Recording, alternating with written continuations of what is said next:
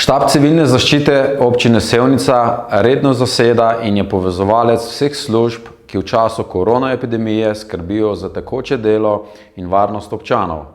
Ključna naloga štaba je skrb, da so ukrepi izvedljivi, usklajeni in učinkoviti.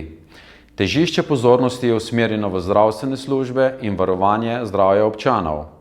Pomembno pa je, da je v času epidemije nemoteno in brez prekinitev delovalo in deluje tudi vse ostale podporne službe, ki so ključne za življenje in delo.